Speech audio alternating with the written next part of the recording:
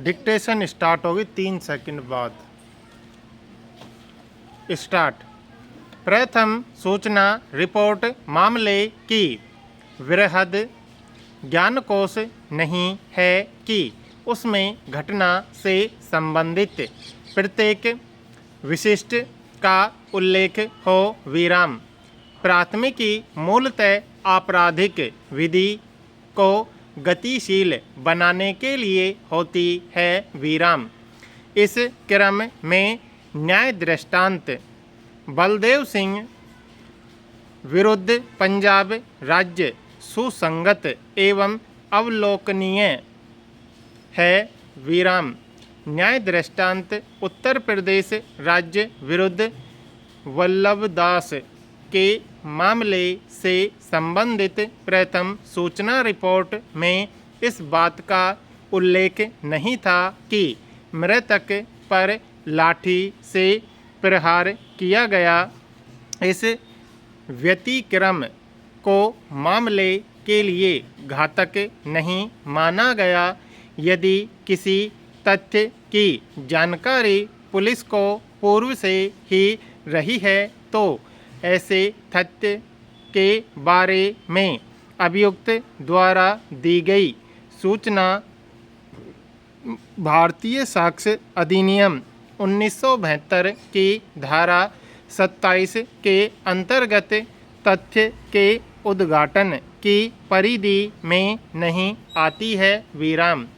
एकल साक्षी की अभिसाक्ष्य अगर अंतर्निहित गुणवत्तापूर्ण है तथा उसमें कोई तात्विक लोप या विसंगति नहीं है तो उसे मात्र इस आधार पर रद्द नहीं किया जा सकता है कि वह एकल साक्षी है अथवा हितबद्ध साक्षी है। विराम।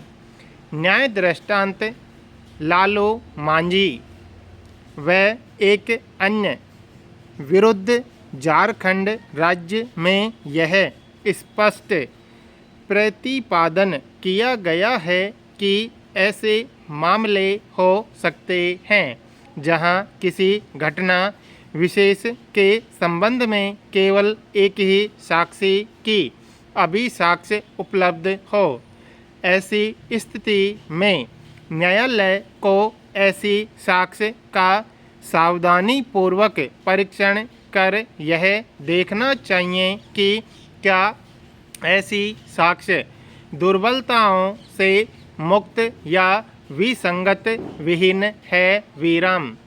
एक न्याय दृष्टांत में किया गया यह विधिक प्रतिपादन भी इस क्रम में सुसंगत एवं द्रष्टव्य है कि किसी साक्षी के अभिसाक्ष्य को मात्र इस आधार पर यांत्रिक तरीके से अविश्वसनीय ठहराकर अस्वीकृत नहीं किया जा सकता है कि स्वतंत्र स्रोत से उसके साक्ष्य की संपुष्टि नहीं होती है, क्योंकि साक्ष्य अधिनियम के अंतर्गत संपुष्टि का नियम सावधानी एवं प्रज्ञा का नियम है, विधि का नियम नहीं है। विराम।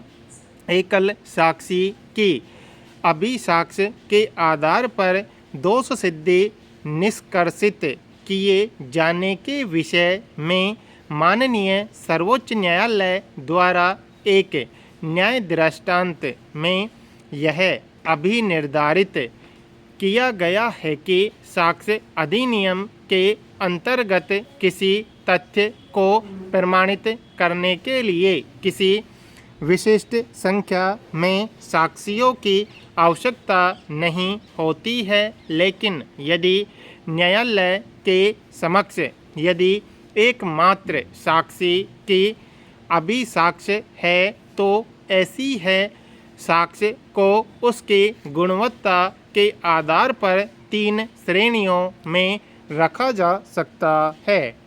पूर्णतः विश्वसनीय, पूर्णतः अविश्वसनीय एवं न तो पूर्णतः विश्वसनीय और न ही पूर्णतः अविश्वसनीय विराम।